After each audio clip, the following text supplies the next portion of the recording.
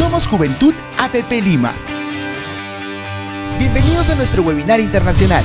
El tema de hoy es Nuevos liderazgos en política latinoamericana.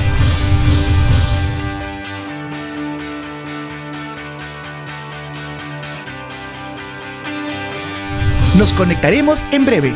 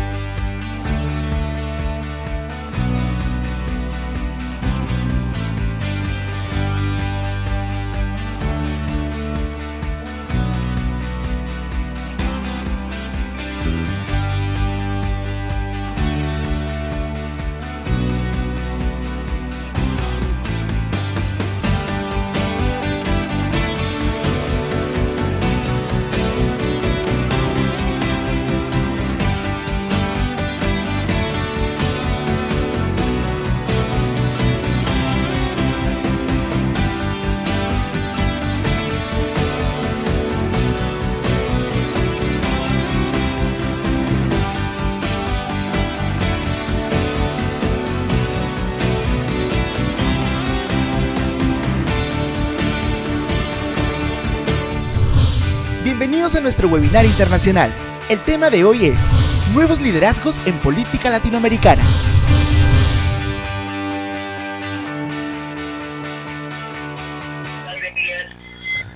Hola, ¿cómo están, queridos amigos del Facebook? De parte del equipo de Juventudes APP Lima, el día de hoy vamos a presentar nuestro primer webinar internacional y tenemos una invitada de lujo. Pero antes de ello quisiera presentarme y presentar también a las personas que nos acompañan el día de hoy. Mi nombre es Miguel Salcedo Ugalde, responsable político provincial de Juventudes APP Lima, ¿no?, del Partido Alianza para el Progreso. Asimismo, tenemos también en los comentarios a Rodrigo Rivera, él es miembro del equipo de Juventudes APP Pueblo Libre, y a Araceli Arnao, que ella también es parte del equipo de comunicaciones de Juventudes APP Lima. Sin más, quiero presentar a una persona a la cual conozco muchos años, una profesional muy destacada y que obviamente el día de hoy nos va a nutrir muchísimo con los conocimientos y la experiencia que tiene. Ella es Eliana Cialaba, es PhD, candidata en Economics en la UCEMA, magíster en Economía Aplicada por la UCA, la Universidad Católica Argentina, y licenciada en Economía por la Universidad de Buenos Aires. Tiene un posgrado en Economics of Money and Banking por la Columbia University y otro en Moral Foundation of Politics en la Yale University. Es además directora de Relaciones Institucionales del Centro de Estudios Económicos Argentina del siglo XXI y docente de grado y posgrado. Y asimismo también es consultora de empresas, organismos públicos, nacionales e internacionales. Tenemos sin duda una invitada de lujo, y la cual el día de hoy pues nos va a hablar sobre el tema en mención, que es nuevos liderazgos en política latinoamericana. Ella es argentina, por supuesto, y sin más preámbulos le doy el pase a Eliana. Eliana, un gran placer tenerte aquí con nosotros y estamos muy contentos y te cedo el paso para poder iniciar. Un placer. Buenas tardes a todos, muchas gracias a todo el equipo por la invitación, muchas gracias Miguel Ángel por haberme convocado para este webinar internacional. Como él les decía, vamos a tratar varios tópicos. Básicamente vamos a comenzar con algunas cuestiones importantes de liderazgo.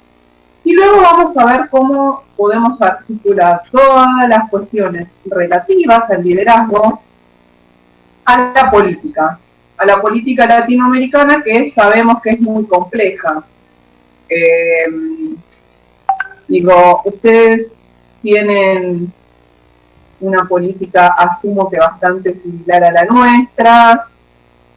Siempre digo que al menos ustedes tienen una macro más estable.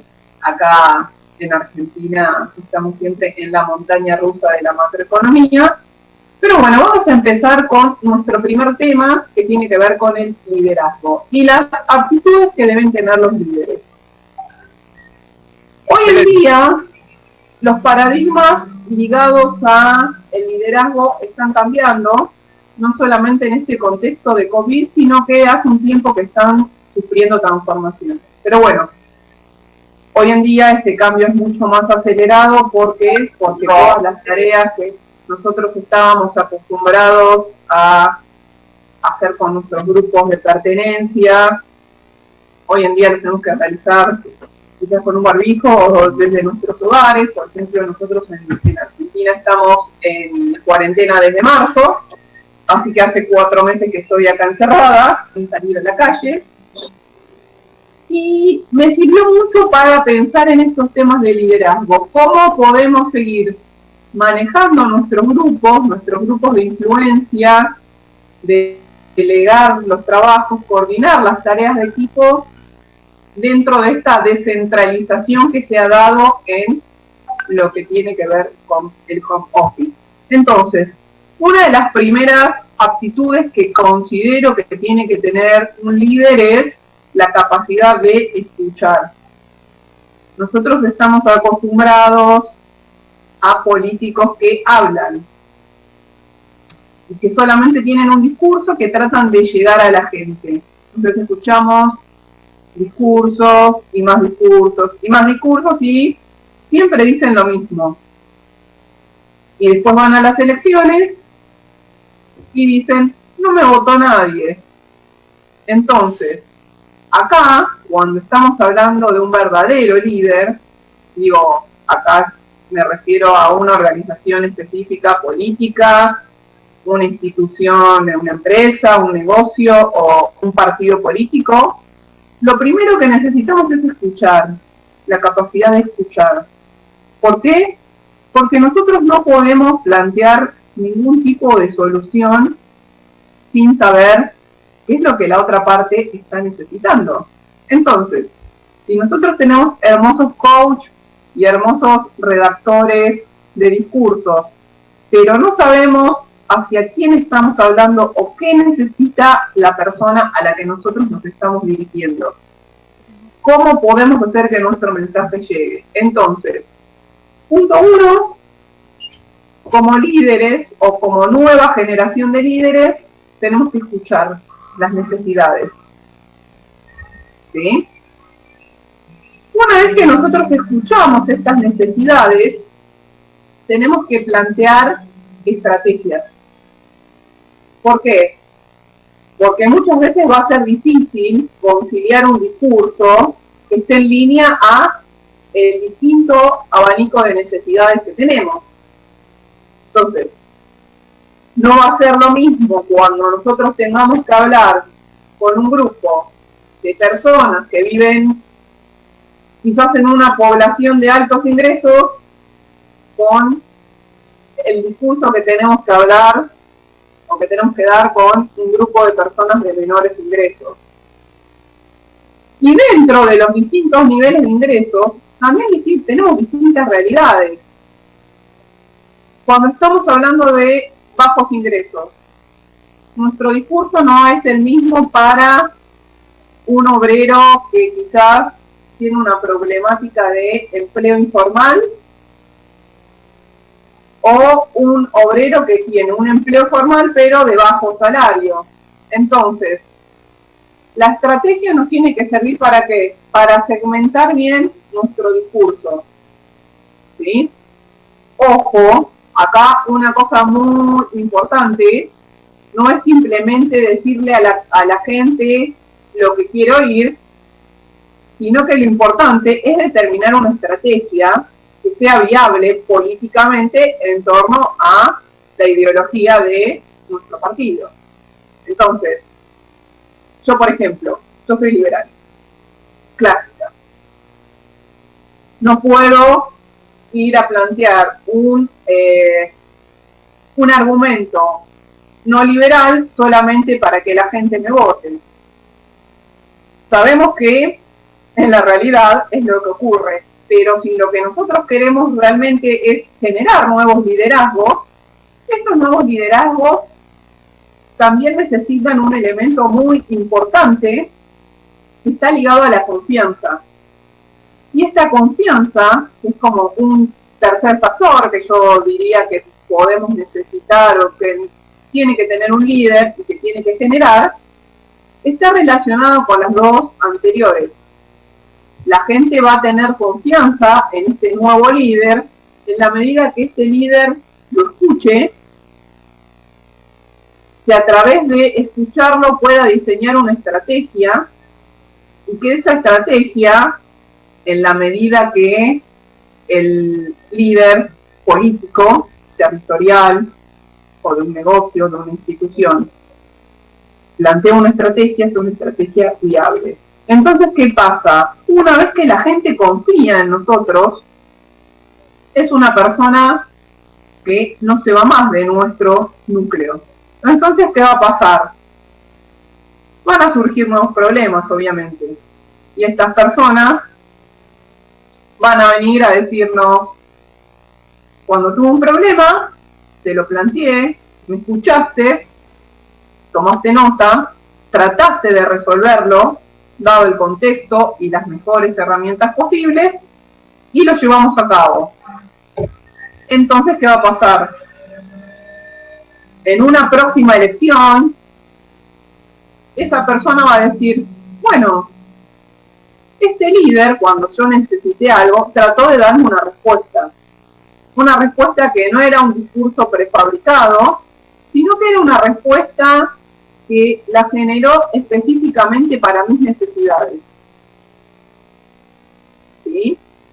Entonces, una vez que nosotros logramos este vínculo de confianza con nuestra base electoral o nuestra base territorial, se facilitan mucho las cosas. Pero bueno, digo, este paso de la comunicación, la definición de estrategias y demás, es un proceso que lleva tiempo. ¿Por qué? Porque nosotros no construimos confianza con las personas de un día para el otro. Son como todas las relaciones humanas. Digo, como ustedes tendrán relaciones con sus amigos, con sus grupos de estudio, con sus parejas. Digo, no es que el primer día que nos conocemos es, uy, qué bueno, cuánta confianza. No, la confianza se gana en la medida que se escuchan las demandas del otro y de alguna manera tratamos de resolverlas. Y además hay un feedback. Digo, porque no pensemos que estas son relaciones unilaterales. ¿Qué necesitamos? Que de la otra parte también haya algo similar. Siempre digo, en el ejemplo de una pareja, si hay uno que pone todo, la comunicación, la estrategia, la confianza, y el otro te llega todas las noches a las 5 de la mañana, que no sabe dónde estuvo, por más que una de las partes se esfuerce en construir la confianza, se complica un poco. Bueno, acá en la política es un poco más flexible, pero necesitamos también que el grupo con el que nosotros estamos trabajando, de alguna manera nos haga una retroalimentación sobre resultados que van teniendo, sobre experiencias, sobre cómo seguir avanzando en el camino. ¿Bien? Otra cosa muy importante en cuanto al liderazgo tiene que ver con la flexibilidad de los líderes. Cada día es más necesario que los líderes sean muy flexibles. Y nosotros estamos acostumbrados a que por lo general nuestros cuadros políticos con mayor ascendencia sobre la población tienden a ser personas mayores que se criaron en un contexto distinto al actual, donde toda la dinámica era mucho más estable. Y hoy por hoy lo que tenemos son cambios vertiginosos todo el tiempo. Tenemos incertidumbre, velocidad de cambio, tenemos un montón de parámetros que medir. Fíjense esto, un ejemplo de respuesta ante un escenario como este del COVID. Tenemos líderes que dijeron, como en el caso de Argentina, dejamos encerrada a la gente para que no se enferme. Les cuento que se siguen enfermando cada día más. Es más, ya tenemos más contagiados y más muertos que países que no tuvieron cuarentena.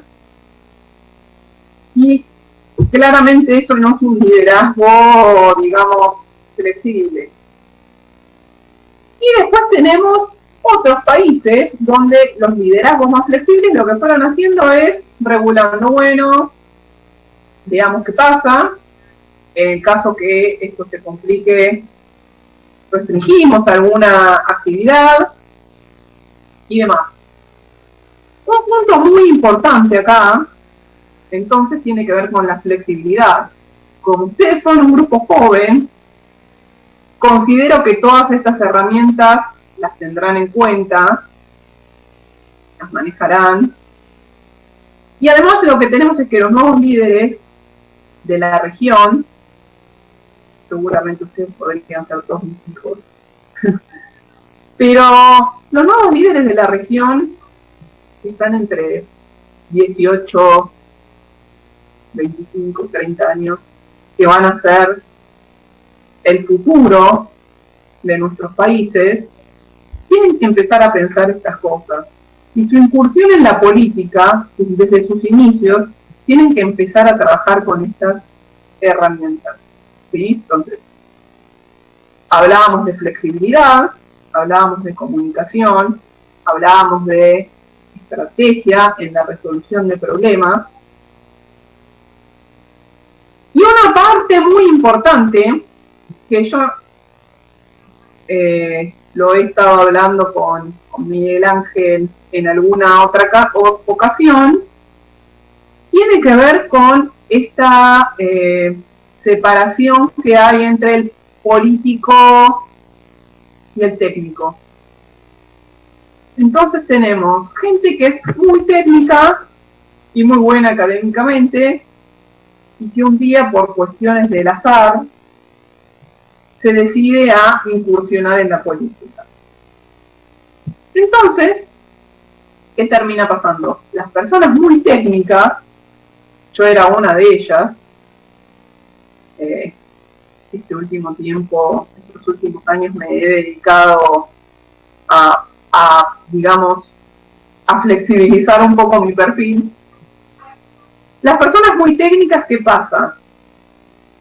Tratan de resolver un problema dentro de una caja, digamos, como por decirlo de alguna manera. Y entonces decimos, no, bueno, yo soy economista, entonces digo, en el marco de un modelo de equilibrio general, los precios tendrían que ser tanto, las cantidades tendrían que ser tanto. Si yo muevo la oferta monetaria para acá, los precios se van a ir para acá. ¿Y qué pasa? Nos estamos olvidando lo más importante que tenemos detrás de todo esto, que son las personas. Nosotros en la técnica trabajamos con un montón de cuestiones académicas, modelizamos, buscamos datos, hacemos estimaciones, pero siempre la ecuación uno es, supongamos que esta economía se comporta de acuerdo al agente representativo. Esto lo que indica, lo del agente representativo, es que suponemos que todas las personas se comportan igual. Entonces, primer problema. Si nosotros estamos pensando que todas las personas se comportan igual, estamos en graves problemas para nuestras conclusiones. ¿Sí? Eso es el primer tipo de inconvenientes que yo vislumbro. Por ejemplo, acá, en Argentina, la mayoría de los funcionarios, y principalmente en el área de economía, suelen ser personas que tienen un PhD en alguna de estas universidades súper reconocidas de Estados Unidos. Por ejemplo, vienen de Harvard, de Columbia, del MIT, de Chicago, bueno, en fin, las que ya conocemos. Pero yo digo, estas personas hace quizás 10, 15, 20 años que no viven en el país. Entonces, ¿cómo podemos definir una política? Digo, les planteo el caso de economía porque es quizás mi área más de expertise, pero digo, ¿cómo una persona que hace años que no vive en el país puede plantear una política para una realidad que no conoce, que es lo que hablábamos antes.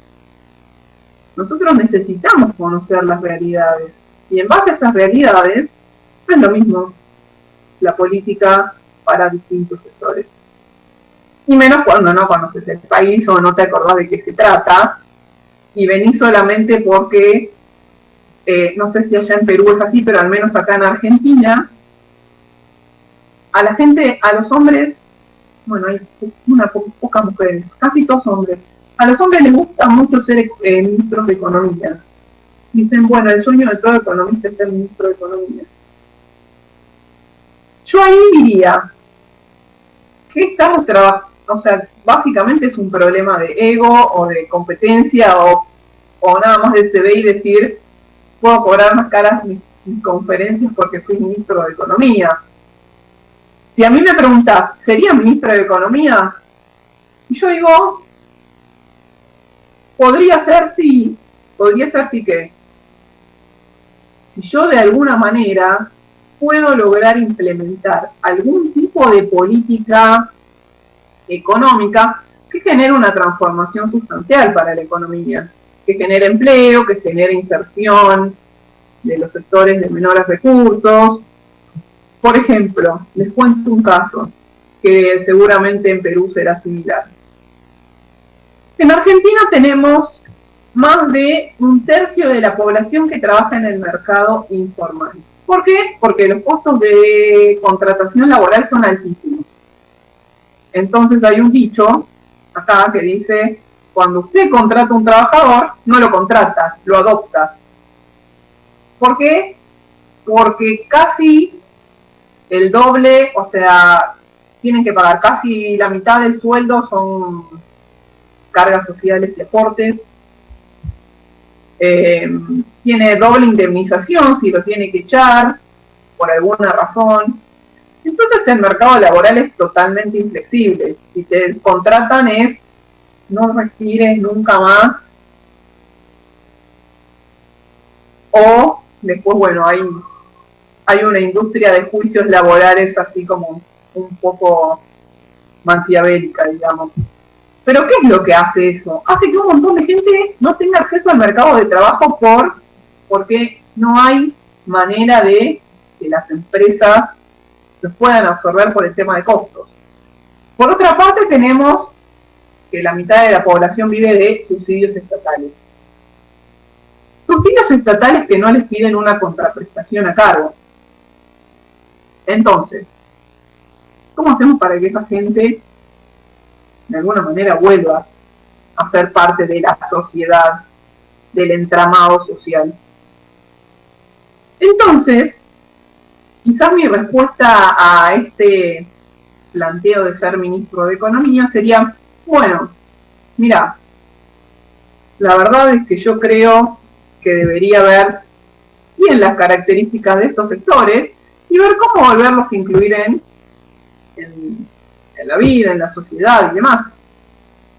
Entonces digo, bueno, las personas están viviendo exclusivamente de un subsidio, les pido algo, les voy a dejar el subsidio un año, porque no les voy a sacar el plato de comida de la boca.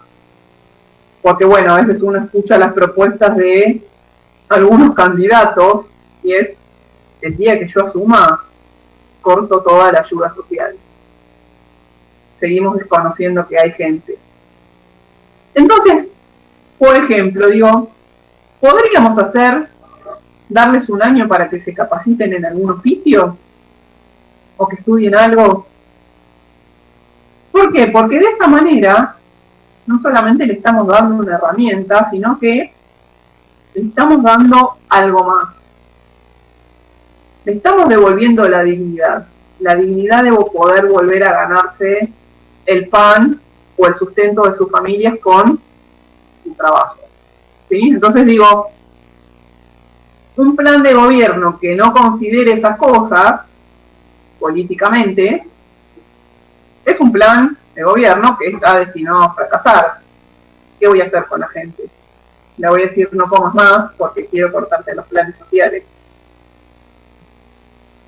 Por otro lado, las personas que están en el mercado informal, bueno, quizás hacer una política ligada a las empresas, una exención de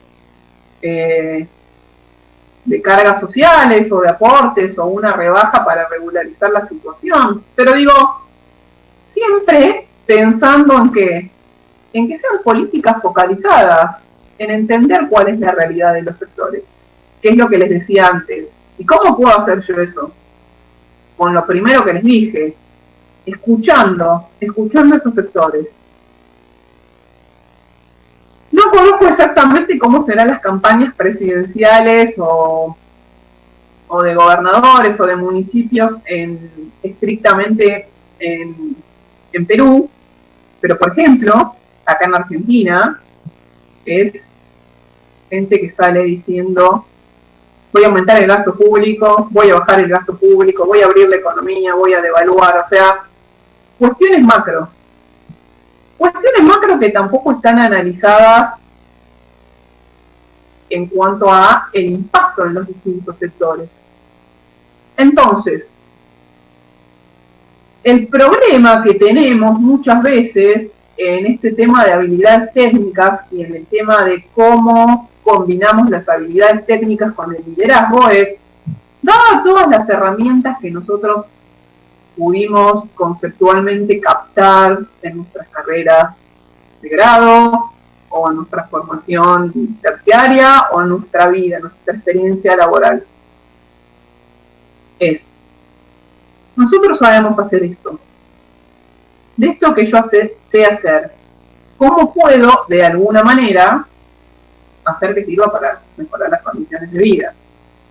Al fin y al cabo, asumo que la vocación política de la mayoría de ustedes está relacionada con una vocación política ligada a una mejora del bienestar. Obviamente, siempre vamos a tener sectores que van a ganar más, sectores que van a ganar menos. Lo que estaría bueno empezar a pensar es cómo lograr un balance de suma positiva, que no sea un sector gana a costa de un montón de sectores que pierden. Digo, es como bastante difícil de balancear. Otro tema que pasa en Argentina es que básicamente se concentra mucho todo específicamente en la economía. Después cuando en un rato comencemos a conversar, ustedes me dirán que eso sí, asumo que allá no se preocupan tanto por la economía, por la estabilidad macro que tienen, pero imagínense que están en la montaña rusa de Argentina, como les decía al inicio, entonces la economía es un tema que les preocupa. Pero que eso no deje de lado otros servicios básicos, por ejemplo, la salud, la seguridad, la justicia, la educación, la defensa. ¿Sí? Entonces, eso es muy importante. ¿Por qué? Porque si no tenemos salud y si no tenemos algún tipo de salud y algún tipo de educación, eso ya nos va a generar un problema con el desarrollo humano. Si desde niños no les damos buenas condiciones de salud y de educación, y bueno, obviamente de alimentos, ¿qué va a pasar? Cuando lleguen al mercado de trabajo, cuando entren en la economía, a los 18 años, por ejemplo, vamos a tener 18 años perdidos, donde no hicimos nada. Nosotros necesitamos que para que lleguen a los 18 años bien y que puedan insertarse en el mercado de trabajo, que puedan ser productivos y demás, tienen que venir con un montón de condiciones previas. Por ejemplo, en Argentina también un problema bastante grave está relacionado con la seguridad y la justicia. Si uno no le puede dar seguridad a la población, ¿cómo salimos todos los días a trabajar? Me ha pasado yo viajo mucho y me ha pasado que muchas personas me han dicho, ¿cómo te animas a meterte en esos lugares? No sé, por ejemplo, yéndome a África, yéndome a Asia. Y yo en un momento he planteado, vivo en Argentina, vivo en Buenos Aires, tengo más probabilidades de morir en un asalto entrando a mi casa porque me peguen un tiro para robarme un par de zapatillas que en el medio de vaya uno a saber dónde. Entonces, importante, temas de seguridad. ¿Temas de seguridad es igual para todos? No. Digo, vamos a tener que los hogares de mayores ingresos pueden llegar a tener su seguridad privada y entonces tendremos que reforzar la seguridad para los sectores que no tengan esa posibilidad. Justicia. Bueno, ni hablemos de la justicia acá. Es un tema que a veces es mejor evitar. Pero bueno, la idea es que les estoy comentando varios puntos que tienen que ver con la administración central, que se concentra mucho en habilidades técnicas y no en estas capacidades que hablábamos al inicio. Sin estas capacidades que hablábamos al inicio, no vamos a llegar al diagnóstico correcto y no vamos a poder formular una política pública para solucionar los problemas reales de la gente. ¿Por qué? Porque el político vive en su mundo y entonces su plan de gobierno va a estar alineado a la realidad que él percibe. Entonces, yo por ejemplo vivo en la capital, en Buenos Aires, pero en la capital. Pero si yo me tomo un tren y me voy al sur una hora, o al oeste una hora, o al norte una hora, estoy fuera de la capital, estoy en la provincia, y las necesidades del sur, las del oeste y las del norte, no son para nada similares, o sea, no tienen nada que ver, son totalmente distintas.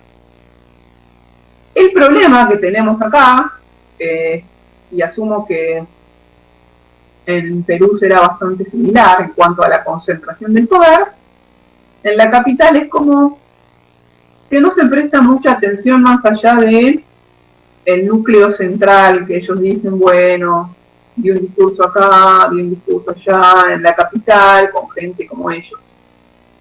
Entonces acá yo quiero hablar un poco de el rol de los líderes políticos una vez que logramos conciliar habilidades técnicas con cuestiones de habilidades más, digamos, blandas, relacionadas al liderazgo, a la comunicación, a la estrategia, ¿cómo trabajamos con la coordinación territorial? ¿Por qué? Porque es difícil para nosotros conocer todo el territorio de un país. Bueno, entonces acá lo importante es nosotros tener una base territorial importante y buscar una articulación entre lo central, los gobiernos, no sé si ya lo llaman provinciales, y los municipios. ¿Por qué? Porque nadie mejor que la persona que está en el territorio es la persona que conoce las necesidades de la gente. Fíjense que es como yo parto de acá, digo, tengo que hacer mi estrategia, tengo que escuchar y demás, pero no necesito quedarme acá arriba, necesito bajar, necesito estar en el territorio, necesito hablar con la gente que vive la misma realidad de las personas a las que quiere representar, a la persona que es el referente, a la persona que conoce las necesidades y que conoce cómo podríamos de alguna manera ayudarlos. Entonces, de esa manera, ir logrando distintos tipos de estrategias. Pero bueno, esto es como un poco un resumen de lo que les quería contar. Prefiero, si a ustedes les parece, también que hagamos algunas preguntas, así tenemos un poco más de dinámica y no me quedo hablándoles yo sola un montón de tiempo porque los voy a aburrir. ¿Les parece? Bien, bien, sí, por supuesto, Eliana, bastante interesante esta primera parte de nuestra conversación, sin duda muy nutritiva. Respecto a las preguntas y a lo que se tiene que venir, no sé si Araceli nos puede ayudar un poco respecto a esta parte de la dinámica para leer las preguntas que se están realizando. Araceli. Sí, buenas noches con todos. Una gran introducción que nos ha regalado Eliana, ¿no? Acerca del tema que estamos tratando hoy. Sí tenemos preguntas. Miguel nos pregunta, nos ha dejado aquí en el comentario, ¿no? Que dice: ¿cómo piensa usted que se puede evitar que el líder se corrompa gracias al poder, ¿no? Que pueda manejar de repente a alguien nuevo que ingrese a alguno de los entes institucionales que tenemos. Bueno, esa es una pregunta muy interesante y es bastante difícil de responder. El otro día, la semana pasada tuve un seminario de estos temas políticos en Argentina y la persona con la que estaba intercambiando ideas me dice: es muy importante que las personas te revelen para qué quieren hacer política, porque por lo general todos te van a decir: yo quiero mejorar la sociedad, pero hay muchos que en realidad solamente tienen un interés personal. Pienso que una forma interesante o importante que tenemos dentro de los partidos para evitar este tipo de que ocurran este tipo de cosas tiene que ver con la amplitud en la toma de decisiones, el control también por parte de los otros integrantes del espacio. Nosotros tenemos que de alguna manera desarrollar un poco más la intuición. Cuando uno empieza a desarrollar un poco más la intuición, este tipo de personajes que sabemos que van a terminar corrompiéndose los podemos ver ya desde cómo se empiezan a manejar cuando ingresan o en el transcurso de. Podemos notar cambios en la personalidad o cambios en el manejo del grupo, imposición de ideas, o podemos darnos cuenta también en términos monetarios cuando de golpe nos aparezca en una Ferrari. Bueno, ahí ya lo perdimos. Pero lo importante es que siempre desde el partido, desde la organización, se mantenga el control y que de alguna manera, cuando nosotros detectemos este tipo de conductas, obviamente no lo vamos a expulsar inmediatamente, pero sí lo vamos a dialogar y decirle: mira, la verdad es que estamos detectando este problema.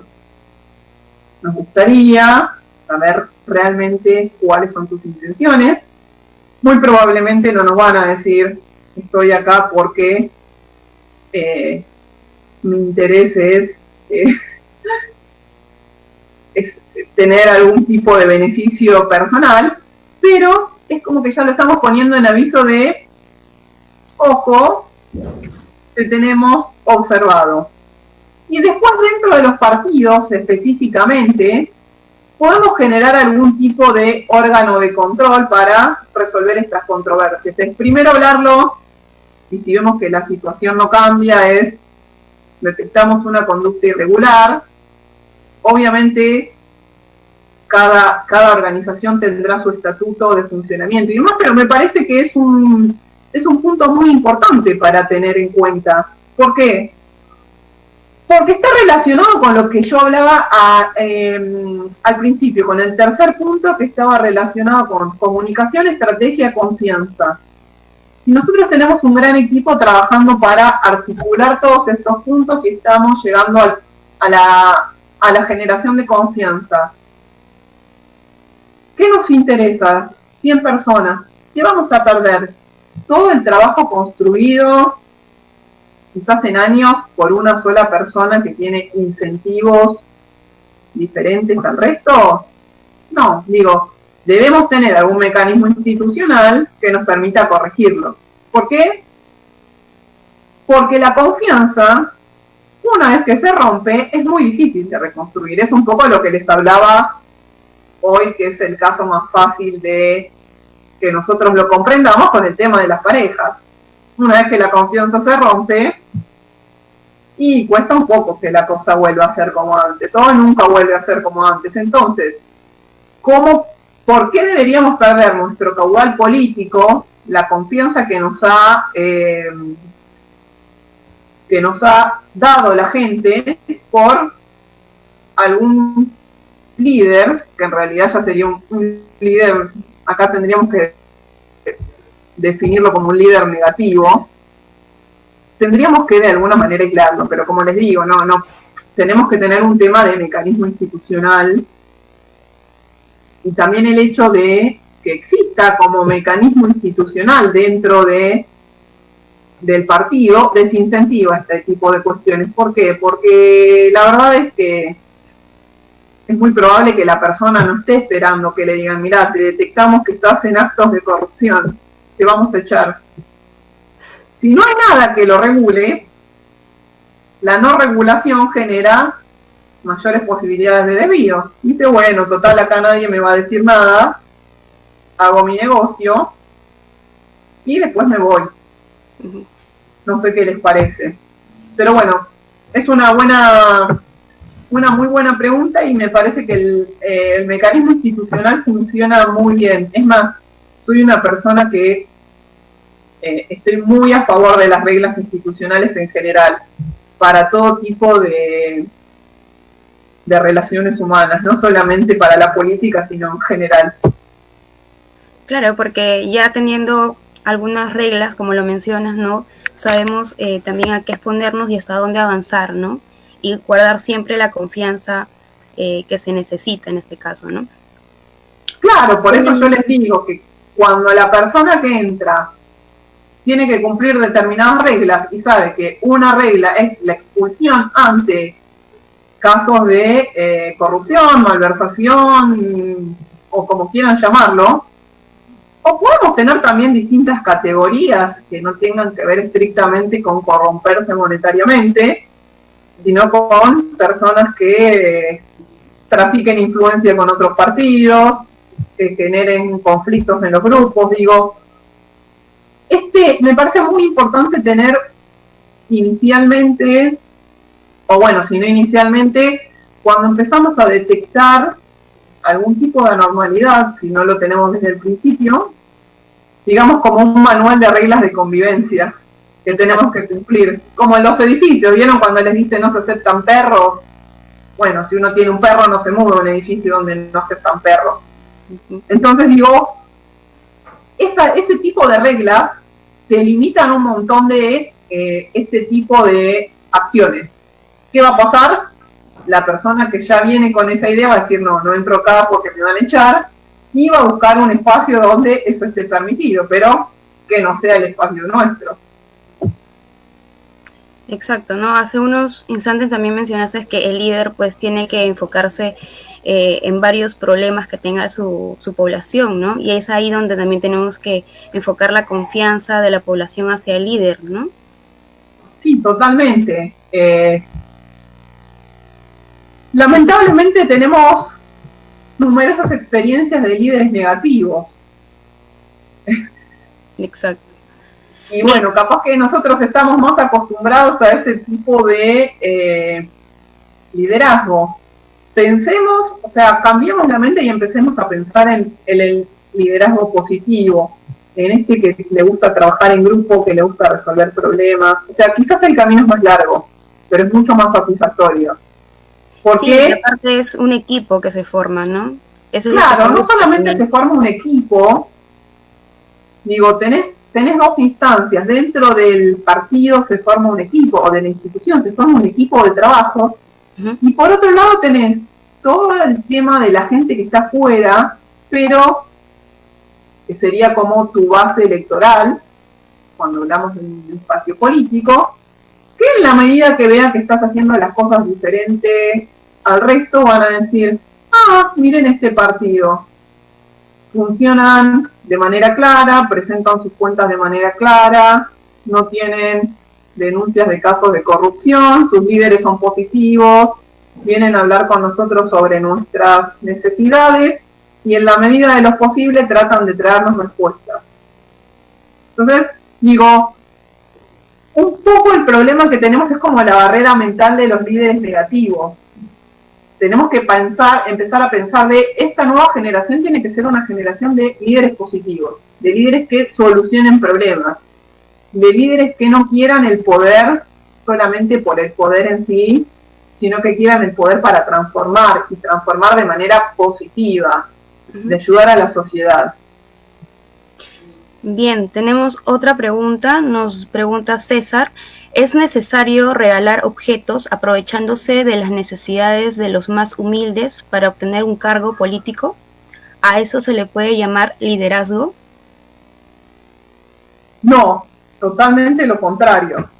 Estoy muy en desacuerdo en darle cosas a la gente por necesidad. O sea, es un poco lo que les comentaba. La respuesta a César viene con un poco lo que les comentaba cuando hablábamos de, les contaba un poco de las condiciones en Argentina donde la gente recibe plata y no tiene que hacernos nada. Digo, está bien, esa gente va a seguir votando al gobierno, pero eso es un liderazgo negativo.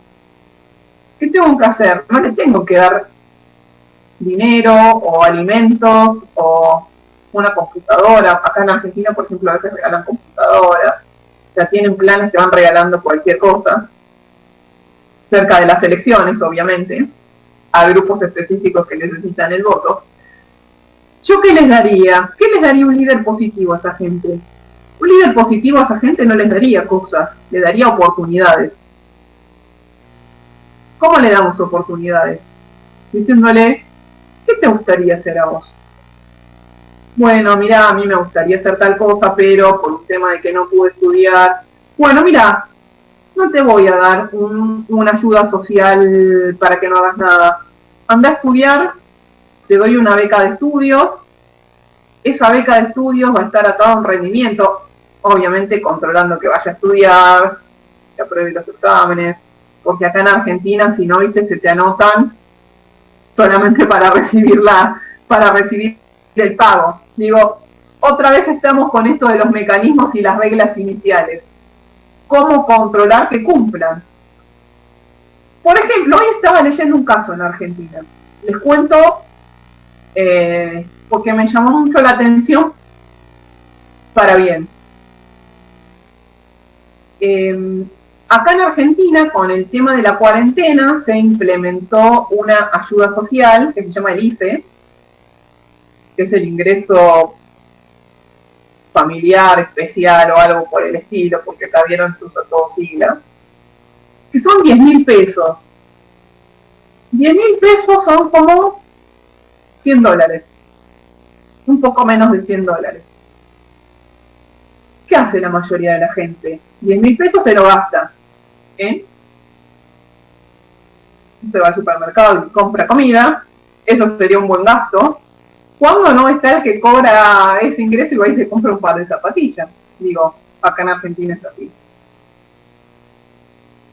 Este caso que leía hoy es un joven que recibió este ingreso hace creo que 1 o 2 meses y se puso un emprendimiento de hacer pastas caseras. Y comentaba hoy que ya lleva triplicado la inversión inicial. O sea, de los 10.000 pesos iniciales que puso para su emprendimiento, ya obtuvo 30.000 pesos. Entonces digo, me parece que hacia ese tipo de acciones tiene que ir orientada la ayuda, porque ¿qué pasa? Cuando vos ayudás a la persona a desarrollarse, esa persona, ¿qué va a pasar? Hoy necesitó la plata para empezar su emprendimiento, pero su emprendimiento puede llegar a seguir. Y entonces eso te empieza a liberar recursos del Estado. Cuando a la gente vos de alguna manera la insertás en la sociedad, no solamente le das una oportunidad, sino que le das la chance de ganarse sus propios recursos, cambia un montón también su perfil psicológico, digo, la persona se siente mejor, se siente autorrealizada, se siente útil para la sociedad. Otro caso como este también pasó, que una mujer que cobró este mismo ingreso se puso una verdulería. Y entonces también no me acuerdo exactamente cuánto había ganado porque lo leí hace unos días. Entonces, fíjense cómo la misma ayuda social puede ser canalizada de distintas maneras. De me lo gasto o hago algo para salir para adelante. Bueno, una de las cosas que es muy importante es cómo nosotros también hablamos con la gente y de alguna manera le generamos un incentivo a que quiera progresar. Porque, ¿qué pasa? Digo, hay mucha gente de recursos muy bajos que se cree totalmente excluida del sistema y que no tiene ningún tipo de oportunidad. Entonces, parte de las charlas que hay que tener es no solamente escuchar lo que necesitan y plantearle una idea, sino que en cuanto a esto que les decía del liderazgo positivo es incentivarlos a qué, a preguntarles ¿qué te gusta? ¿Qué te gustaría hacer?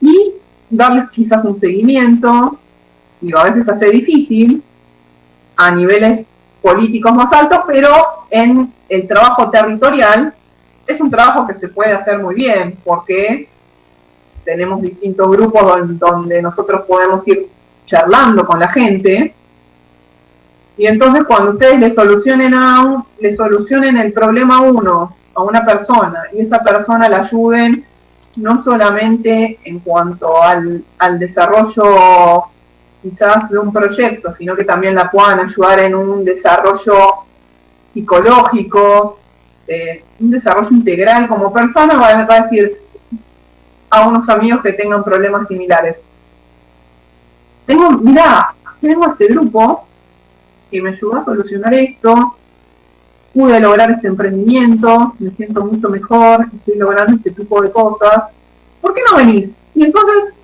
digo, este grupo pequeño que nosotros podemos empezar ayudando, nos puede abrir un montón la red, y probablemente ellos conozcan a personas con las mismas necesidades que ellos, entonces tampoco se complica tanto el trabajo, porque no va a traer a gente que sea muy diferente a él. Entonces podemos aprovechar lo que en economía llamamos la economía de escala, porque tengo que siempre sacar mi parte de economista, no la puedo obviar.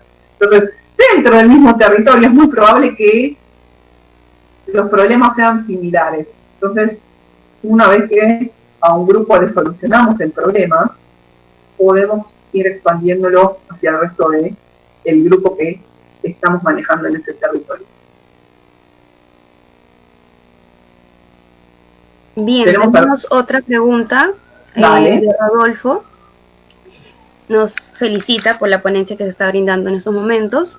Su consulta es: si bien se vienen nuevas tendencias en el liderazgo político, ¿cuál sería el rol de la mujer en estos aspectos? Ya que muchos consideran que las mujeres no tienen mucha participación en temas políticos o se la violenta en algunos casos.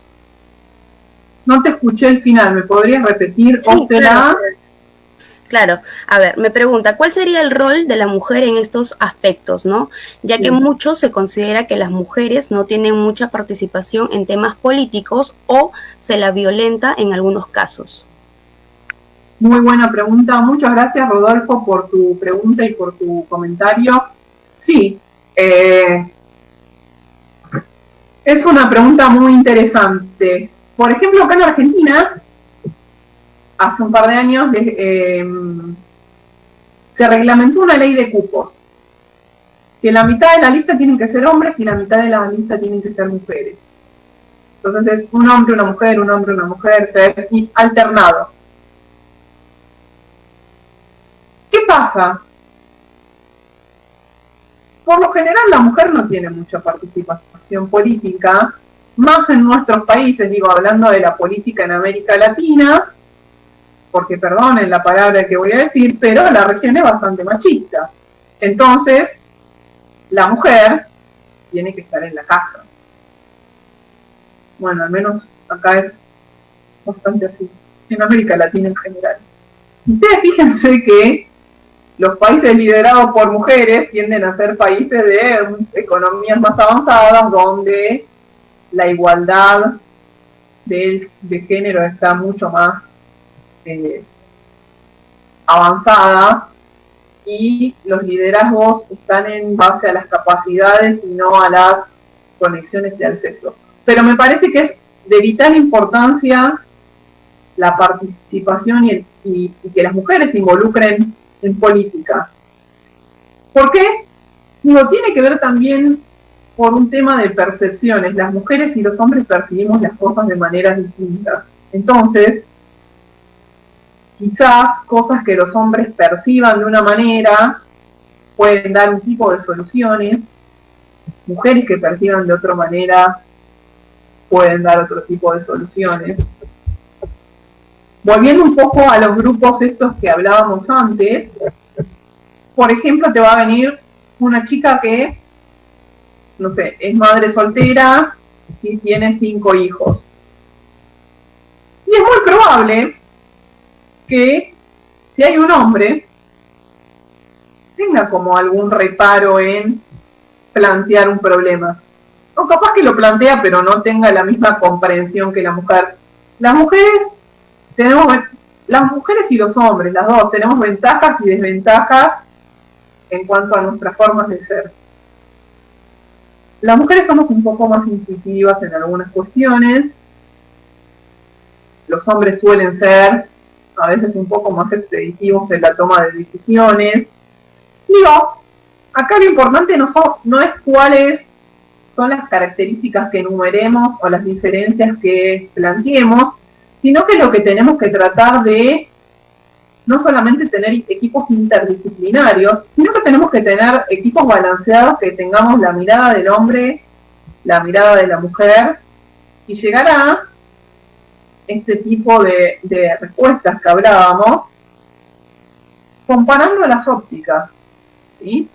Pero bueno, es de vital importancia el tema de las mujeres en la política. No sé por qué aún las mujeres no están militando tanto. Yo no sé cómo están allá ustedes en juventudes. ¿Juan, tienen muchas mujeres en juventudes?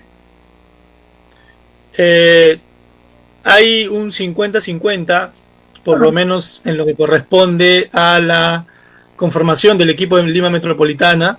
Se está promoviendo mucho en nuestro partido la participación de la mujer, porque consideramos que su sabiduría natural, ¿no?, y que su nivel de intuición y sobre todo de la capacidad de hacer lo correcto en el momento justo, creo que es importante en la política. Ahora hablaste algo bien importante, Eliana, respecto a que hace 2 años aprobó en Argentina esta ley de cupos que, digamos, permite que en una elección, ya sea presidencial, congresal o cualquier tipo en cualquier nivel de gobierno, sean 50 y 50. Aquí en Perú se aprobó recién este año la ley de paridad y alternancia de géneros. Sí. Y no donde las listas van a conformar 50% de la mujer y 50% en nivel de varones, ¿no? Sin embargo, pienso que esto es una iniciativa importante, pero más allá de eso, creo que se tiene que trabajar el tema de la incorporación y la participación de la mujer, no solo a nivel jurídico, legal, ¿no?, sino también a través de una serie de políticas que permiten la participación, y también la relevancia del rol de la mujer en distintos sectores, ¿no? Hablamos del sector social, económico, educativo, laboral, etcétera, etcétera, ¿no?, que puedan existir condiciones que en cierta medida proyecten igualdad de oportunidades para todos. Ahora, dijiste también algo bien importante, que subrayo y estoy totalmente de acuerdo contigo. Curiosamente, en la mayoría de países nórdicos en Europa, están siendo gobernados por primeras ministras mujeres, ¿no? Y curiosamente, estos países en políticas públicas, un sistema social bastante enraizado y casi llevado a un equilibrio cuasi perfecto, ¿no? En Dinamarca tenemos a una primer ministra, En Alemania. en Islandia está Karin Jakobsdóttir, que es, en Alemania está Merkel, ¿no? En Finlandia está Sana Joven de 33 años, ¿no? Y que estos tienen los En República no, Checa no sé si sigue la misma 40, primera ministra. ya no, la cambiaron. La cambiaron, pero bueno, también era una mujer muy joven. En cierta medida, Bueno, un problema que yo noto, te voy a hacer un comentario sobre el problema de la ley de paridad de género. ¿Cuál es el problema de la ley de paridad de género? La ley de paridad de género estaría muy buena. No ningún problema. Hola. Sí, dale. Te decía, la ley de paridad de géneros es muy buena en la medida que la militancia sea de hombres y mujeres. En Argentina no hay militancia femenina, entonces tenés que las 2 o 3 primeras mujeres que van en las listas son las que realmente militan, que no necesariamente son buenas, sino que solamente están en la lista porque son mujeres, y después llenás la lista con la tía, la prima, la vecina. Entonces digo, me parece que la medida busca un efecto que me parece bueno, pero no están dadas las condiciones. Digo, bueno, vos me comentás que ustedes tienen 50 y 50. Nosotros, por ejemplo, en el liberalismo de Argentina, seremos 20 mujeres, 30, 50, por decirte algo. Mucho. Hombres hay miles. Cuando vos haces una encuesta, o cuando trabajás con, no sé, nosotros que trabajamos también con muchos encuentros en el centro de estudios y demás, te diría que 90 y 95% de la gente que participa son hombres. Entonces, ¿me sirve una ley de paridad de género en la medida que la mujer no milita y tengo que llenar una lista con gente que después no está capacitada? Digo, eso también es una pregunta que tenemos que responder. Yo soy más de la idea de un liberalismo basado en el mérito, en el esfuerzo y demás. Entonces digo, quiero que haya mujeres, pero quiero que las mujeres que estén sean las mejores, las mujeres que sean buenas. No quiero que me pongan a la vecina, a la tía o a la hermana solo para llenar una lista. Entonces, lo que tenemos que generar, de alguna manera, es la militancia femenina, pero también el compromiso de queremos tener a las mejores, no queremos tener mujeres que solamente estén porque van a ocupar un lugar en la lista. ¿Se entiende a dónde apunta mi concepto? Sí, por supuesto. Y ahora hay un discurso bastizado en algunos congresistas que piensan el problema, ¿no? Una ley solo es una base, permitir que se desarrolle o que se tomen mejores decisiones en cuanto a la real de la mujer. En este sentido, considero que las leyes deben ser generadas, obviamente, de manera paralela y simultánea, y políticas públicas, ¿no? El hecho de que sean 50, en cierta medida podría alterar la meritocracia. Esas 50 pueden ser las mejores, como en el caso de los hombres también. Entonces, más allá de, pienso importante, un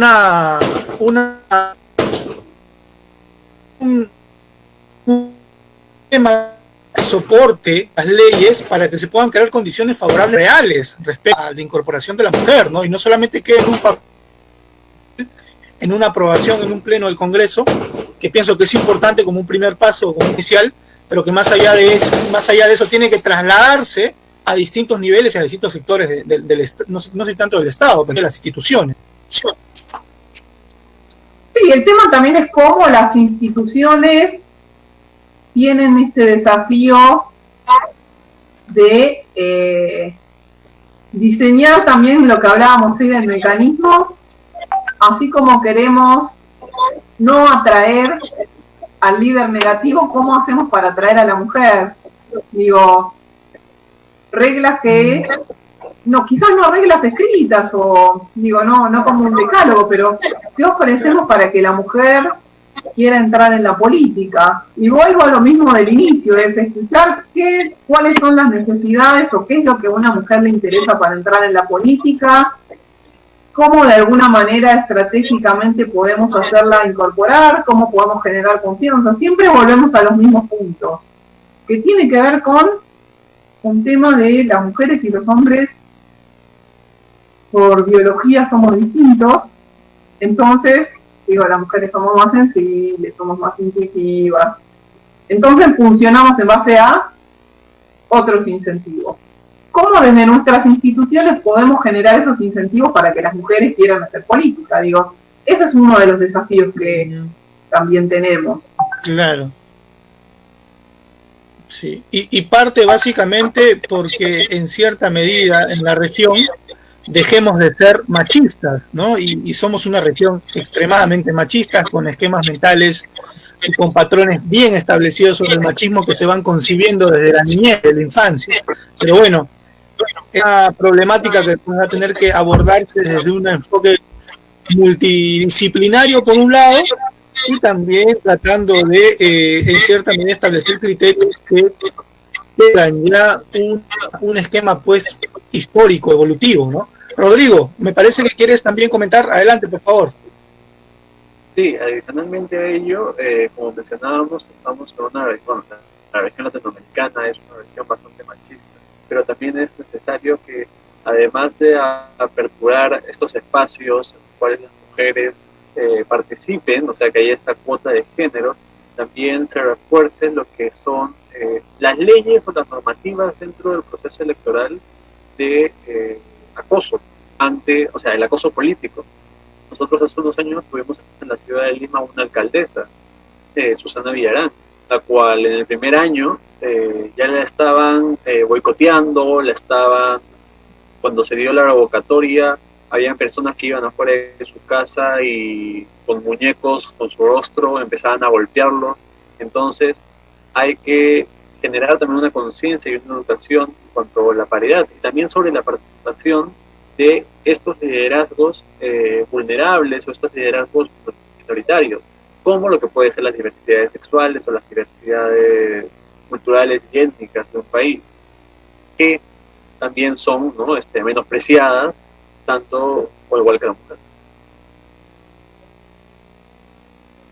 Sí, esto lo que vos mencionás ya está un poco más relacionado con una cuestión más de tipo legal, de reglamentación y demás. Tiene bastante más que ver con la tradición y de idiosincrasia de nuestros países, que es lo que Miguel Ángel decía previamente y que mencionábamos, que los países latinoamericanos son muy machistas, y entonces quizás a una mayoría de legisladores hombres les cueste hacer una ley que castigue este tipo de conductas.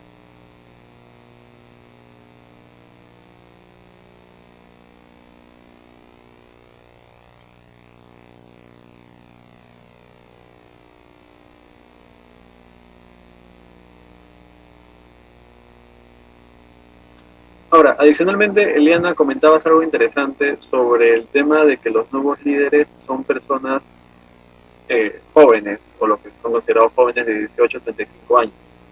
Actualmente nos encontramos en un proceso electoral en el país. Va a ser apenas en abril del próximo año. Ayer por la noche leí una publicación de un político, que es un político tradicional, y una persona decía que no pensaba votar por él porque era tradicionalista, no quería cambios radicales. En el Perú actualmente hay un político que es muy radical llamado Tauro Humano. y muchas personas se están sumando a él porque ven un liderazgo que va a cambiar y va a transformar todo.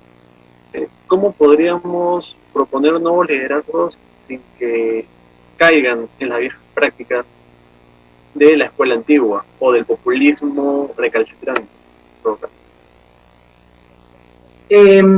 Cuando me decís el tema del liderazgo radical, está relacionado con un cambio total de las reglas del juego, algo por el estilo, como un liderazgo disruptivo.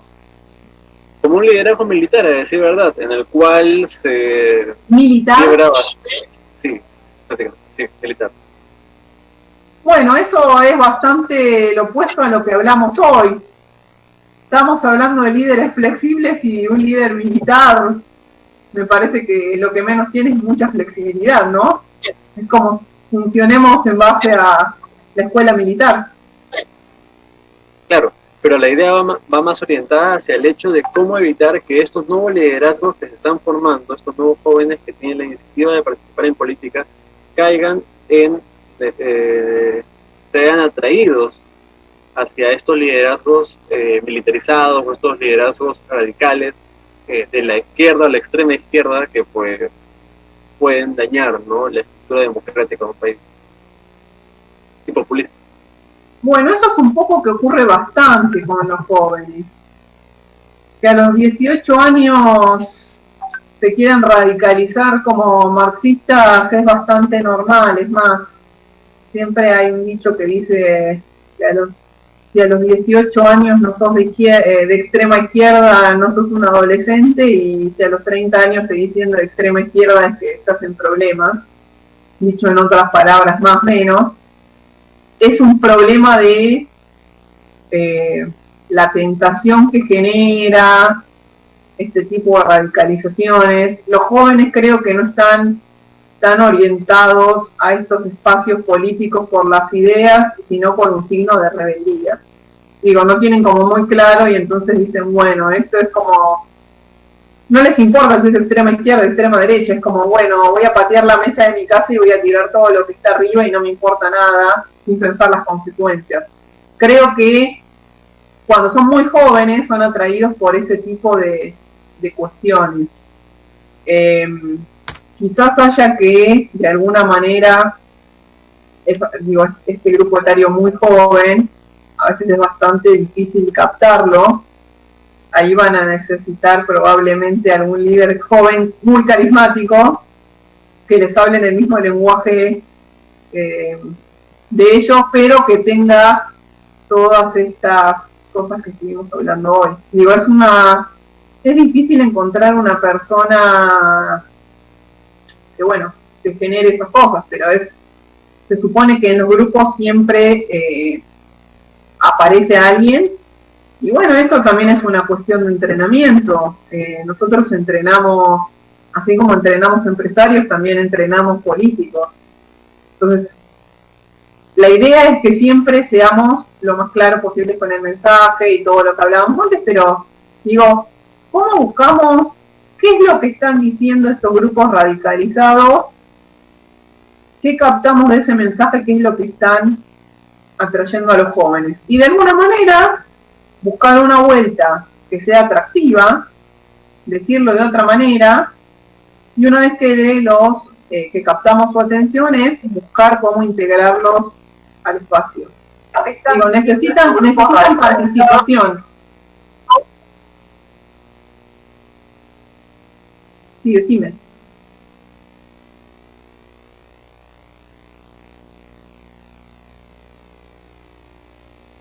¿Alguno de ustedes me estaba hablando? Bien. No, Eli, no. ¿Puedes continuar, por favor, Araceli, con la siguiente pregunta? Porque ha sido bastante clara Eliana al responder las anteriores. Muchas gracias. Adelante, por favor, Ara. Claro, a ver, Jeff nos pregunta, ¿por qué el modelo económico argentino sufre variaciones cada década? ¿Y qué cambio produjo? A ver, ¿y qué cambio produjo A ver, un ratito. Ahí está. En la participación política de los jóvenes. Bueno, un problema grave de Argentina. es que no hay ningún lineamiento estratégico ni de largo plazo. Ustedes en temas institucionales, ustedes sabrán siempre que, no sé, Banco Central va a funcionar para mantener el valor de la moneda. Saben que la política fiscal va a estar orientada en un cierto sentido. Puede venir un gobierno más de izquierda, un gobierno más de derecha, va a haber cambios mínimos, pero no van a ser sustanciales. Digo, se va a orientar un poco más hacia la apertura o un poco más hacia el proteccionismo, pero siguiendo los lineamientos de dejemos lo que funciona bien y cambiemos lo que no está funcionando, ¿no? Digo, es un poco así.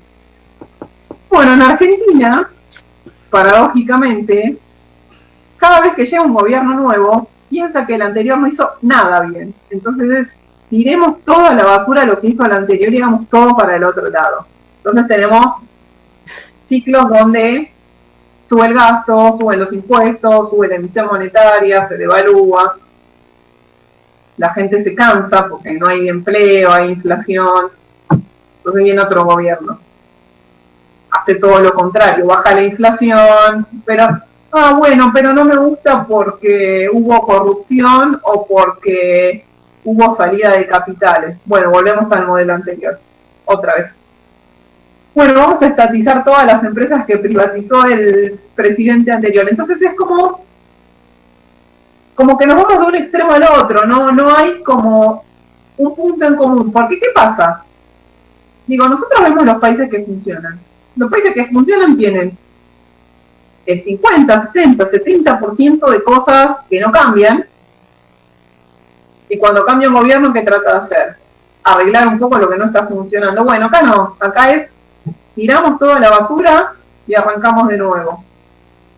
Y, obviamente, también en Argentina, no le echamos solamente las culpas a los políticos, sino también es un tema de que a la sociedad no está informada, la sociedad vota por lo que hoy me preguntabas en una de las, creo que la segunda o la tercera pregunta, sobre el regalarle cosas a la gente. Por ejemplo, acá 1 o 2 semanas antes de las elecciones va tu intendente o tu gobernador y te regala un par de zapatillas, una caja de comida.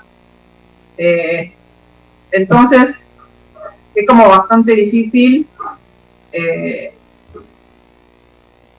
ese tipo de vivir en una democracia que no respeta instituciones, que no respeta alineamientos básicos de largo plazo, que los votantes no están informados y como que no les interesa mucho y que probablemente están cómodos. ¿Por qué? Porque quizás les guste dormir hasta el mediodía, ir al banco y cobrar su cheque solamente por votar cada 4 años. Pero bueno, eso es la mentalidad o es la cultura que se ha instalado acá en Argentina, y eso, bueno, tiene repercusiones tanto en la economía como en el resto de todas las demás cosas. Por ejemplo, nos está pasando acá con el COVID, con un tema de salud. Miren qué loco. Nosotros tenemos el área metropolitana de Buenos Aires, que incluye el Gran Buenos Aires, que es las afueras cercanas de la capital, y la capital. Entonces, todas las áreas que rodean la capital, pero que pertenecen a la provincia, no están haciendo cuarentena. O sea, hay cuarentena obligatoria, pero la gente hace lo que quiere y no hay ningún tipo de control. En cambio, en la capital tenemos un policía en cada esquina controlando que la gente no salga. Fíjate cómo en 15, 20 minutos te cambia tanto a la población de respetar las reglas. Bueno, el argentino es de no respetar reglas. Entonces, acá viene una crítica que excede a los políticos. Yo siempre digo, es una crítica que los argentinos nos debemos como sociedad. No sé cómo estará la sociedad en Perú, pero asumo que no están tan rebeldes como acá. Bueno, sí, sí, adelante. gracias, Sara, gracias. Bueno, los mismos problemas creo que suceden en Argentina están pasando en toda Latinoamérica, ¿no? Ciertas similitudes, compartimos ciertas cuestiones estructurales, sociales, pero que aquí también se ha vuelto, digamos, una marca o un distintivo del peruano también, digamos, no acatar las reglas. Ahora, esto tiene una explicación también, ¿no? No es solo señalar a los que no acatan las reglas. La cuarentena es más fácil si tienes que comer y te llega tu cheque todos los meses, con tranquilidad, trabajando de manera remota desde casa. Aquí el nivel de informalidad es altísimo, es muy elevado, hablamos de un aproximado del 70%, ¿no? Que se concentra, si hablamos de Lima, se concentra en la periferia, en los distritos de los conos, donde la cantidad de población es mucho mayor, ¿no? Tenemos distritos como San Juan del Lurigancho, que tiene aproximadamente 2 millones de habitantes, tenemos en la parte este Ate Vitarte, que cuenta con cientos de miles de habitantes, igual en la parte norte. Entonces, esta explicación del por qué salir a la calle, pues responde a una necesidad tangible de obtener algún tipo de sustento económico para llevar el pan al hogar. Sin embargo, también existe otro sector que de manera irresponsable no tiene que salir estrictamente a las calles y lo está haciendo por un acto de rebeldía, de inconsciencia ciudadana, de falta de empatía y de egoísmo increíble.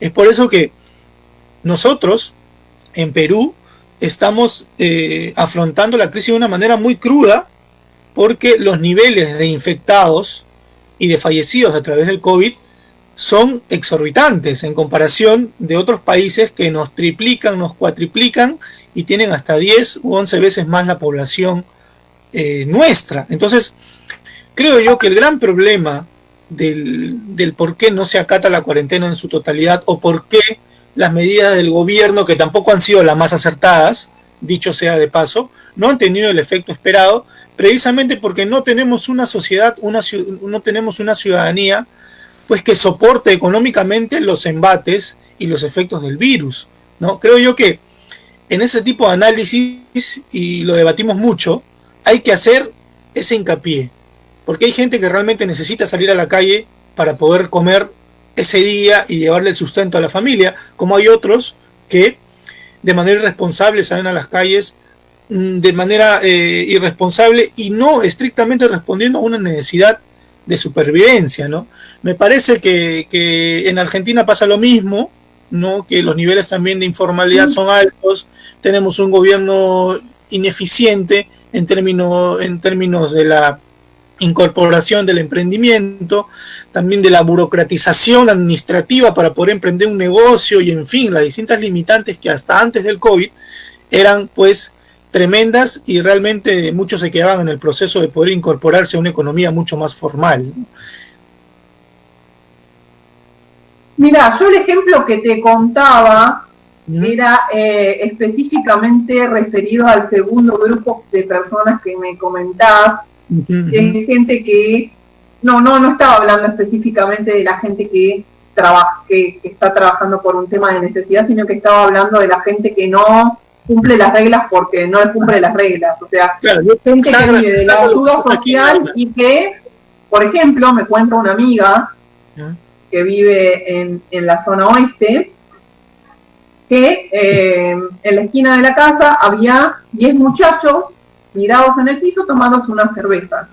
Entonces digo, a ese tipo de conductas me refería, a control. Digo, en la capital haces eso, te levanta el policía. Digo, no digo que esté bien que te venga a levantar la policía, pero digo, hay como alguna norma más de control.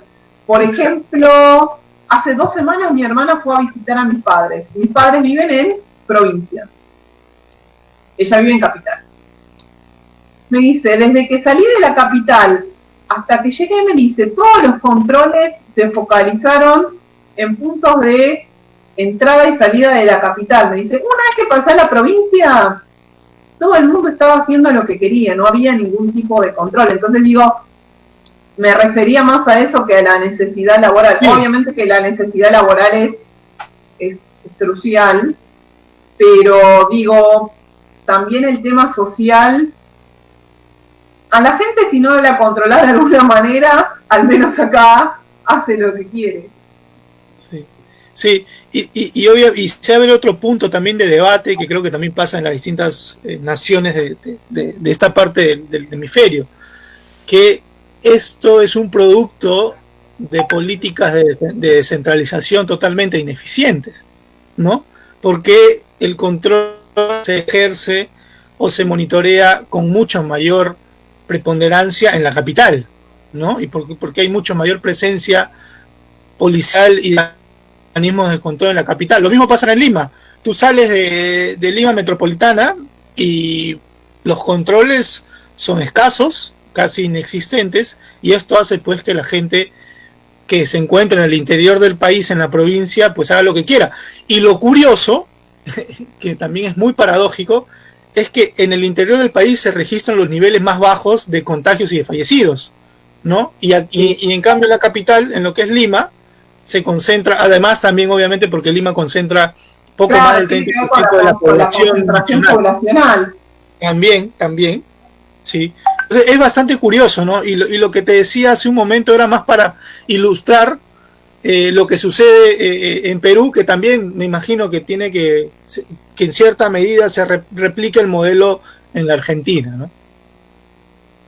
Sí, también acá tiene que ver con los poderes o con el poder que tiene cada gobernador en su provincia, el estilo de, que hablábamos un poco al inicio, el estilo de habitantes que tiene cada provincia. Por ejemplo, acá en Argentina, cada provincia tiene un patrón muy diferenciado en términos sociales, en términos culturales. Es como que pasas de una provincia a la otra y es como que vas a otro país. No hay como... Argentina no es una población muy homogénea, viste que nosotros acá somos una mezcla un poco de todo y no somos nada. Somos un poquito de cada cosa, pero no somos nada en concreto, no tenemos como una raíz común. Entonces, se han formado como... Hay unas cosas muy graciosas que hacen como dibujitos en redes sociales, donde separan a las provincias y les ponen como nombres que asocian a cada provincia. Entonces vos lo ves y decís, ¿qué tendrá que ver esta con la que está al lado? Y son realidades sociales, culturales totalmente distintas. Y entonces también tiene que ver con gobiernos totalmente diferentes que controlan de otra manera. Y un tema adicional es que vos acá también tenés muchas, o sea, tenemos un territorio muy grande, pero entre la capital y el conurbano de bonaerense debe estar más de la mitad de la población de Argentina, en un pedacito así y después tenés como, ¿por qué tenemos menos contagio en el resto de los espacios? Porque la gente tiene espacio para estar, digo, no hay gente que está pegada, no hay aglomeraciones, digo, es como mucha menos densidad poblacional. Entonces digo, también tenemos que decir, bueno, sí, en la provincia y en la capital hay muchos más infectados porque hay 20, 30, 40 veces más de gente. Entonces digo, eso me parece también es importante cuando miramos. Por eso yo lo que te comentaba específicamente era la provincia y la capital, porque la densidad poblacional es bastante similar y con gobiernos de partidos opuestos los controles son distintos. No te digo que me guste uno o el otro, no me gusta ninguno de los dos, siendo sincera. Pero ahora hay una discusión porque el gobierno de la ciudad, como ve que los casos se han estabilizado, quiere flexibilizar un poco la cuarentena, porque nosotros volvimos a fase 1, o sea, fase de no salgas de tu casa, y en la provincia, como nunca hicieron cuarentena, los casos suben exponencialmente. Entonces es, ¿cómo hacemos? Porque la gente que vive en la provincia viene a trabajar a la ciudad. ¿Cómo hacemos para que esa gente no arruine el confinamiento de los que estuvieron encerrados? Ya llevamos 4 meses encerrados. Digo, bueno, esto es toda una discusión política. pero, sí, totalmente. Sí. pero bueno, complicado, tiempos donde necesitamos líderes fuertes. Sí, No tenemos que totalmente. dejar caer la moral de nuestros equipos, tenemos que buscar formas para seguir conectados, tenemos que buscar formas para solucionar nuevos problemas, porque este contexto de pandemia nos ha generado nuevos tipos de problemas que no estábamos acostumbrados, y entonces hay que estar pensando soluciones ágiles, dinámicas y bueno, y efectivas. Sí, efectivamente. Solo quería acotar algo muy, muy pequeño respecto a la pregunta que hizo, me parece, Jefferson, respecto a la variabilidad de gobiernos, y tenemos pues un gobierno que por un lado recorta subsidios, otro que potencia los programas sociales, llegando un poco al asistencialismo, y que no se genera un equilibrio, ¿no? Digamos, o un marco macroeconómico estable, o que los gobiernos entrantes respeten. En Perú, curiosamente, a pesar de las crisis políticas, sociales, históricamente la economía no se ha visto afectada, por lo menos en los últimos 20 años, y esto me parece que responde un poco a que el esquema institucional de política macroeconómica es bastante fija, no digo eficiente, ¿no? Que no se me malentienda, a nivel macroeconómico es totalmente distinto. Hablemos de estabilidad, no de eficiencia. Claro, porque los gobiernos que entran, más allá de ser buenos o malos, y que desde que tengo uso de razón, todos los gobiernos han sido uno peor que el otro, ¿no? Vergonzoso, han respetado esta línea, este esquema de política macroeconómica, que en cierta medida, con altibajos, se mantiene pues una línea de política fiscal y monetaria relativamente estable, pero que en términos macroeconómicos es lindo, es bonito, ¿no? Que el Perú crece, hay un crecimiento considerable en comparación a los últimos 2-3 años, pero digamos que este crecimiento es netamente figurativo, porque la reducción, los índices de pobreza son considerables, los indicadores de educación son bastante bajos, el gasto público no se está centrando en resolver los problemas fundamentales de la sociedad, y más allá de eso, el Perú históricamente es un país que tiene recursos naturales, que tiene recursos, afortunadamente no nos pega mucho las crisis, tanto externas como internas, pero que lamentablemente, y quiero retrotraerme a una pregunta o a la discusión previa, que es que los políticos que se encuentran ejerciendo algún tipo de cargo o son autoridades, no conocen la realidad, ¿no? O como tú decías, o son muy buenos académicamente hablando, muy técnicos, muy políticos en el escritorio, pero no hay ese entrelazamiento con el conocimiento territorial de la jurisdicción y de la práctica real, ¿no? Llegar a ese equilibrio de liderazgo, mejor dicho, el no tener ese equilibrio de liderazgo históricamente en el Perú nos ha llevado a que somos un país, o nos consideremos un país con grandes recursos, con grandes capacidades quizá de gasto, pero que finalmente no la destinamos a resolver los problemas fundamentales del ciudadano a pie, ¿no? Entonces, por eso creo que hay una discusión respecto a los indicadores macroeconómicos, que sí, y creo que somos un modelo en la región, ¿no? Pero que realmente no se están resolviendo los problemas de fondo en el país, ¿no? Y eso es un poco triste, porque la capacidad de gasto público que tenemos nos da para poder elaborar políticas públicas, diseñar e implementar programas que realmente pueden ser efectivos en los distintos sectores, pero que lamentablemente no se llevan a cabo porque no tenemos las personas idóneas en los cargos indicados, adecuados, ¿no? Solo para cerrar ese tópico. Bueno, ese es un poco el desafío que tienen ustedes entonces por delante, como nosotros acá en Argentina. Bueno, nosotros en el centro de estudios en el que soy directora de Relaciones Institucionales, estamos terminando de escribir un programa de gobierno, que son lineamientos para salir de la crisis, donde no solamente hicimos análisis económicos, sino hicimos análisis de todas estas áreas de gobierno que estuvimos hablando antes. Y básicamente hubo gente que estuvo estudiando el presupuesto y analizando todos los recursos que se desperdician y cómo los podríamos asignar de manera, digamos, sí eficiente a las necesidades de la sociedad. Obviamente, no creo que nos den mucha importancia, pero bueno, un buen ejercicio es empezar también uno a realizar los diagnósticos y digo, quién sabe si en algún momento este tipo de cosas se empiezan a instalar. Fíjense que últimamente estamos frente a estos líderes medio fuera de lo que es la política tradicional. Entonces, ¿quién les dice que en una de esas lleguen al gobierno y puedan transformarlo? Digo, no se queden solamente en el trabajo territorial, digo, trabajen en liderazgo, trabajen en la técnica, trabajen todo de manera conjunta, digo, van a tener personas más ligadas a lo técnico, más ligados al liderazgo. Lo importante es que dentro del grupo puedan coordinar todas estas actividades.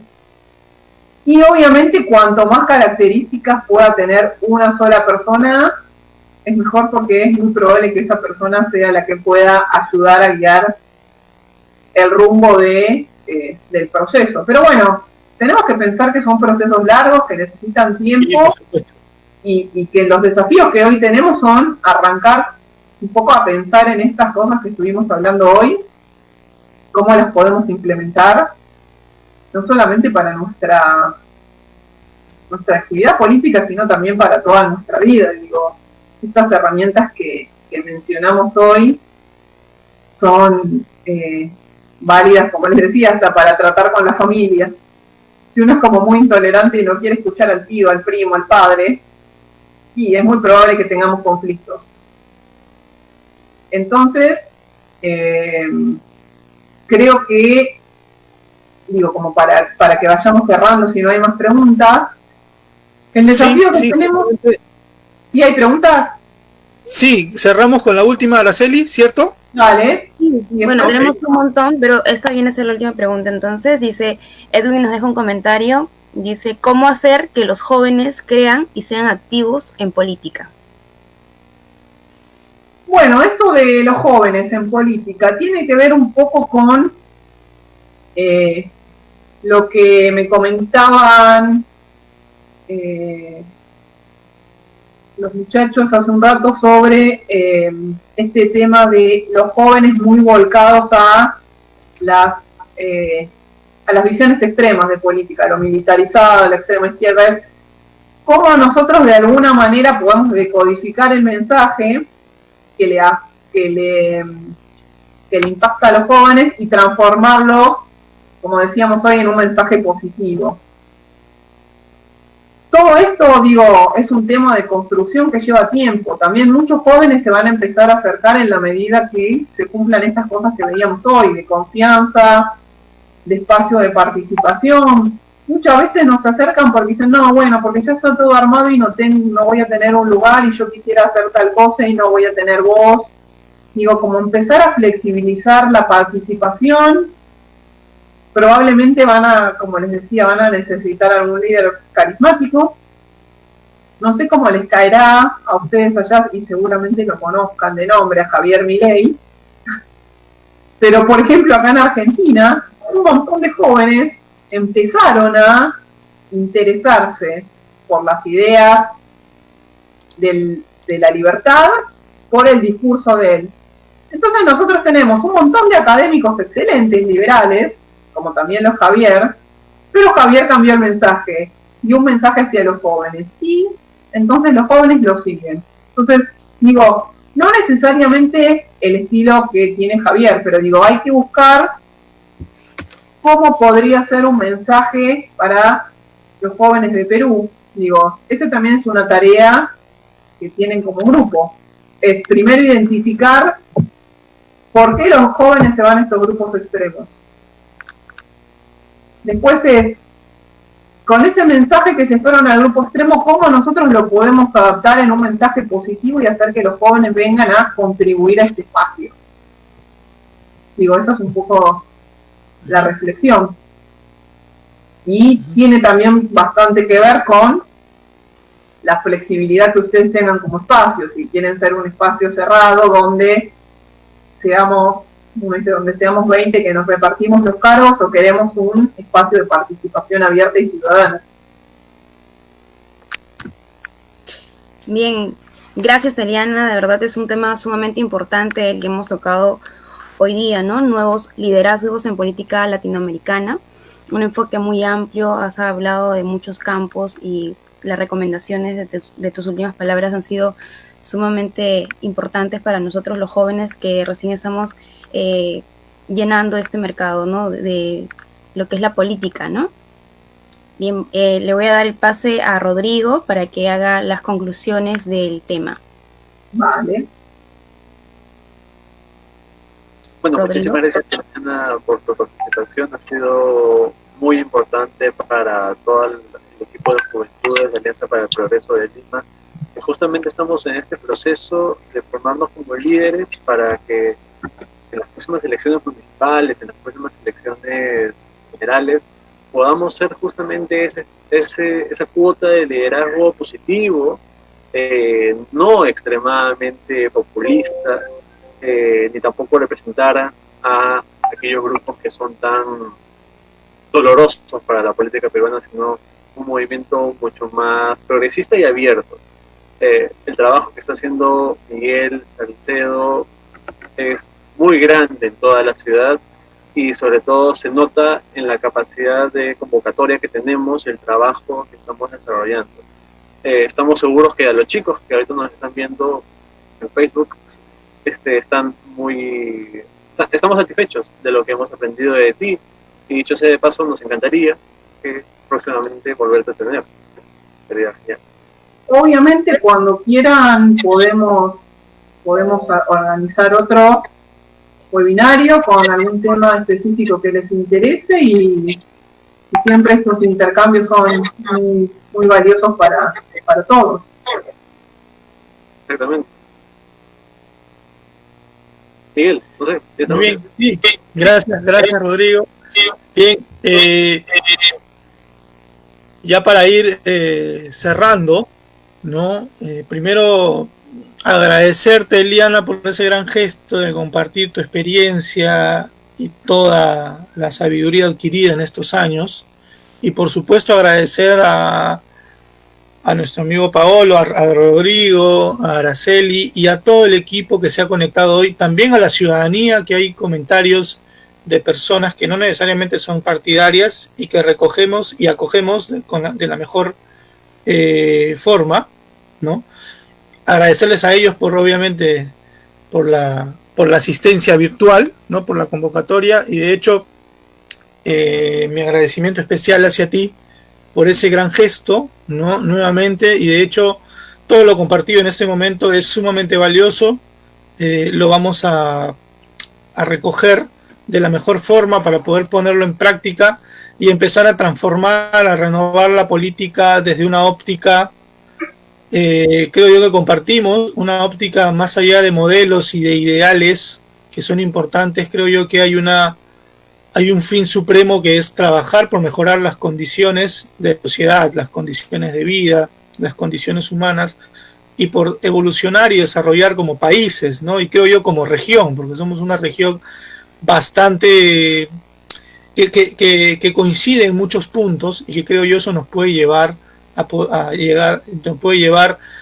generar consensos regionales importantes para el desarrollo de nuestros pueblos, de nuestros países. Nuevamente gracias, Eliana, ha sido una maravillosa conversación, ha sido un maravilloso webinar, y ojalá te tengamos pronto en otro espacio, y desde ya pues nuestro compromiso a seguir trabajando por el país, a seguir trabajando por la región y por supuesto por la gente, que es la razón de vida de todos los que en cierta medida ingresamos en política. Así que, Eliana, nuevamente mi agradecimiento, nos estaremos viendo en otra oportunidad, y nuevamente gracias, y te doy la palabra para que puedas cerrar y ya con esto concluir esta jornada que ha sido bastante fructífera, bastante productiva, sin antes agradecer a todas las personas que han estado conectadas, y por supuesto a las que han planteado sus preguntas y lamentablemente por temas de tiempo, el tiempo no ha sido muy generoso, no nos ha permitido poder abordar todas, pero igual van a quedar en el tapete para poder discutirlas en alguna otra oportunidad. Eliana, te doy el pase para que puedas cerrar, por favor. Bueno, muchas gracias a todos los que participaron, a ustedes principalmente por la organización, por haberme invitado. Gracias, Miguel, por tantos años de conocernos y seguir compartiendo estas experiencias. Bueno, lo que los insto es a no bajar los brazos. Sé que muchas veces es difícil, se complica frente por ahí a los políticos de carrera tradicional.